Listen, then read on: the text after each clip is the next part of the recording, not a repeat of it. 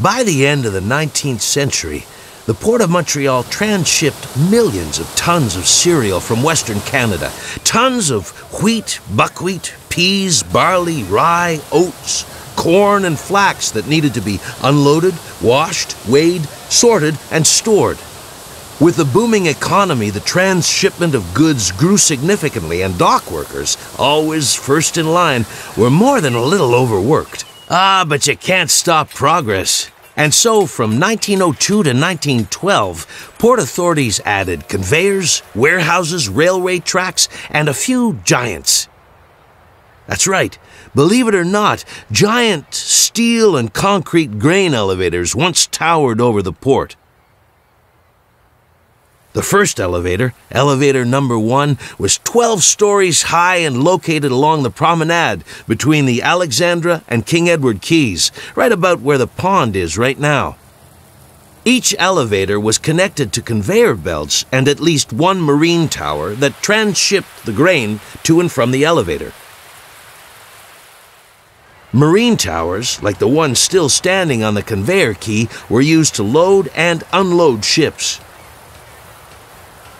Tower A, which has since been taken down, was located near the shore, while Tower B was located on the other end of the conveyor quay. Both towers were mounted on tracks. They could be used independently to unload 2 boats at a time, or in unison to unload a single boat more quickly. Each tower could load or unload 700 tons of grain per hour. My grandfather, Camille, who was always a modest man, was nonetheless very proud of his port. And when he sat me on his knee to tell me stories of his dock working days, he would often boast that the Port of Montreal was once known as the largest grain exporting port in the universe. But what goes up must eventually come down. And so, after the heydays of the Roaring '20s, the Port of Montreal hit a slow patch, starting with the Great Depression in the '30s, all the way through the Second World War in the '40s. By that time, my father, Laurent Bordelot, had naturally followed in his father's footsteps as a longshoreman, and he was more than a little worried about the future of his port. See, in the 50s, the construction of the St. Lawrence Seaway was in full swing, and its expansion threatened to radically change the flow of goods on the river.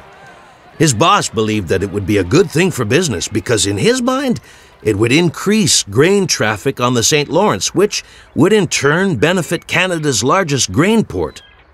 But my father wasn't so optimistic. He worried that the ships might just pass on by without stopping in Montreal.